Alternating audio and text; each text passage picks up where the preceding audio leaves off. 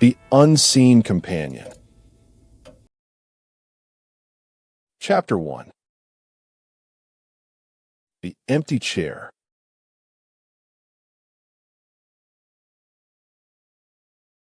I stepped onto the familiar porch, my heart pounding in rhythm with each creak of the wooden boards beneath my feet. It had been years since I'd set foot inside these walls, too many to count. My childhood home now loomed before me like an abandoned relic, silent and still, yet somehow waiting. The paint was faded, the shutters hung crookedly, but the house held a strange allure, as if beckoning me back into its embrace. I had returned from my mother's funeral, forced to confront the life we'd left behind. Now it seemed I couldn't leave again. As I opened the front door, an eerie chill swept through me. The air inside clung to memories long buried. The musty scent of forgotten books and sunned a drenched afternoon spent reading on the floorboards. In the living room, a single chair sat by the window, empty, a place my mother never allowed me to sit in. My gaze lingered, unease tickling at the back of my throat as I recalled her stern warnings about bad influences. Yet here it sat, unobtrusively occupied, as if waiting for someone else's presence. Shaking off the feeling of unease, I lugged my suitcase up the creaky stairs to my old room. It was small but comfortable, a sanctuary that time had left untouched. The bed still wore a patchwork quilt. Her needlework adorned every corner of the white walls. As I unpacked, something clicked outside, something other than the settling house. In the night's hush, I woke abruptly to the unmistakable murmur of voices downstairs, low and indistinct. Disoriented, I listened harder. Only an oppressive silence greeted me when I crept from bed. Confused and tired, I returned to my pillow, trying to force the sound away as a product of sleep deprivation or imagination. Darkness wrapped around me like a shroud. Then came another night, another whispered conversation. The conversations continued, though there was never anyone present, just echoes and shadows dancing in the moonlight that seeped through the thin curtains. Each time I ventured down to investigate, finding emptiness, shadows within shadows. Days blended into weeks. I settled into a routine of sorting through photographs and fading memories while trying to decipher the secrets locked within our history together, a fragile piece disrupted by each new anomaly. One morning, as sunlight sliced through my window, a faded photograph caught my eye. Mom in her youth, an arm slung around a man's shoulders. Unfamiliar, but unmistakably smiling. His face, tanned and rugged, seemed to leap out of the page. I recognized nothing about him, yet felt an inexplicable chill run down my spine. Who was he? And why did she never speak of him? The man's eyes seemed to follow me even after I turned away from that snapshot, those unblinking hazel orbs staring into some unseen distance. A prickle of unease crept up the nape of my neck as I glanced out the window. Out there, a figure stood motionless, watching. His face was obscured by shadows, yet the sense of recognition struck me like an electric shock. The same man from that long, forgotten picture. He turned, meeting my gaze with a direct stare before vanishing behind a tree on the lawn. I blinked, certain I imagined it. Yet as the days passed, he appeared, always at dusk, standing silently, never approaching or leaving. His presence haunted me, casting long shadows in the fading light. My mother's secrets were unraveling like a tangled yarn I couldn't ignore. A disquieting feeling took up residence within me, the sense of being watched by unseen eyes and invisible hands.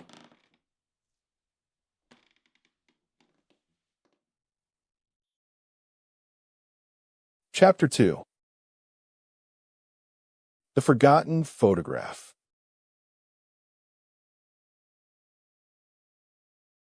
The days blended together, each dawn heavier than the last.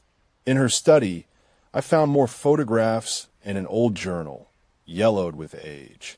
Every entry was penned in a hasty hand, each sentence a confession, every word dripping with fear. She spoke of a presence, a companion she'd seen since childhood, watching us from shadows, a guardian or malevolent spirit that followed us both. The words swam before my eyes as I read and reread them, each line cutting deeper into my heart. At night, the room grew colder. I felt a chill that went beyond the autumn air. In the journal's last entry, she confessed it had grown stronger with time, driving her to isolation and madness. The unseen companion, waiting patiently for its chance to reclaim me as well. Dusk fell as expected. Outside my window, he stood again, handsome in his weathered denim and faded plaid shirt. As I watched, a gust of wind ruffled the leaves, blowing back his unkempt hair, revealing a profile that seemed oddly familiar. I grabbed a flashlight and crept downstairs, heart banging against my ribcage. He moved with fluid grace across the lawn before disappearing into the thick foliage behind our house, a place where I dared not venture in years. That night, an icy whisper brushed past my neck while I slept, sending shivers along my spine. The door creaked open, the unmistakable sound of hinges protesting the invasion.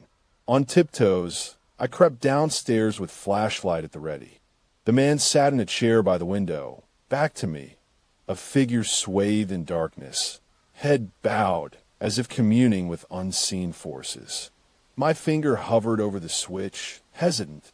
He rose slowly, his movements fluid and unnerving, walking toward the door, never turning around. The beam from my flashlight danced across his rough face.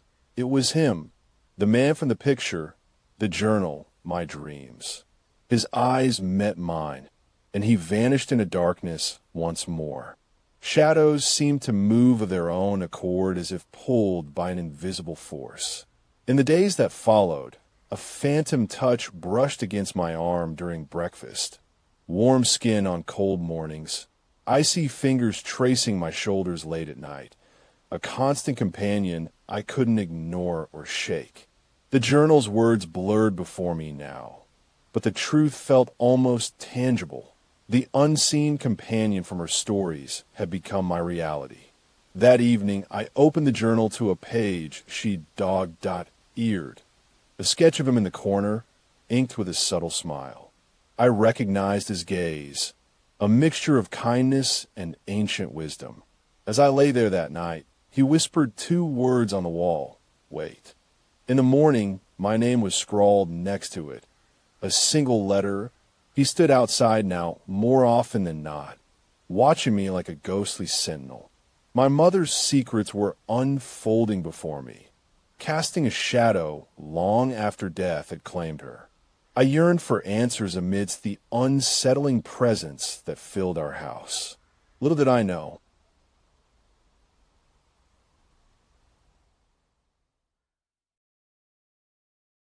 Chapter 3. The Last Goodbye.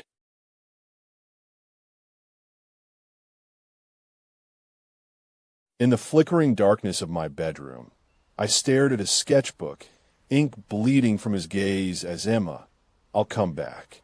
Each morning, another word joined the initial phrase. Wait, Emma, I'll return soon on the wall. It was then that I realized the journal wasn't just her confessions. It held a map, a crude path to the cellar door in the backyard. Dust and forgotten memories obscured its existence until I dusted the floorboards clear of old debris. The stone beneath my hands felt like ice, damp with age as I descended into the musty crypt below. There, an emerald ring adorned with runes glinted from a small chest, a symbol of ancient power that felt both welcoming and ominous. It was there she'd fled, trapped by her own fears. In whispers, he told me his name, GWLM, protector of our line for centuries. In the silence, I heard footsteps upstairs. The journal clattered open behind me. Why did you hide this? A figure emerged from darkness. A tall, gaunt man with tawny eyes and a face that seemed carved by time itself. Wait had become a mantra, an ominous promise in the night's quiet. His voice whispered secrets in my ear, secrets buried beneath leaves of paper. He spoke of his eternal vigil, a curse born from love and loss, a guardian turned hunter of those who fled. The journal said they always returned.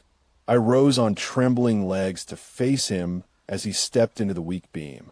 Do not speak, he commanded before vanishing amidst the shadows once more. In the morning's light, a single message greeted me. I'll be back. The unseen companion returned nightly, the guardian from her nightmares, from my dreams. GWYLLM had followed us across lifetimes, protecting and watching through generations, a curse or a blessing. I knew nothing of our lineage but his presence, his promise that our line was bound together by blood and fate, drawing me closer with each visit. As moonlight filtered through the cellar door, he approached, features hewn from ages past, yet eyes that saw into eternity. The unseen returned what was always mine, the emerald ring, pulsing with an otherworldly glow, my birthright. Mama's secrets were his as well. In the still of dawn, I knew to leave the journal on my doorstep, a testament to the living heart of this strange legacy. That day, two men came for me, a younger version and he who had followed us through time.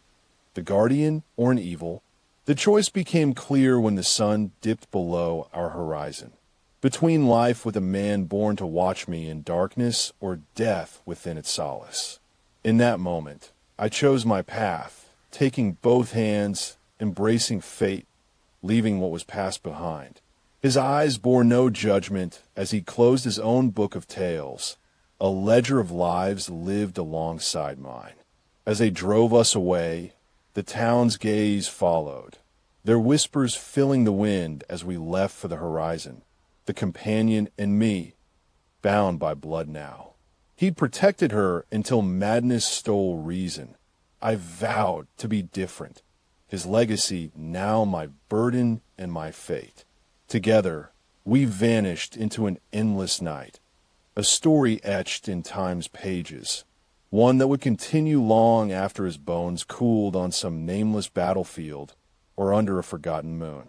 It seemed there were stories of the living and the dead, both drawn by unseen threads.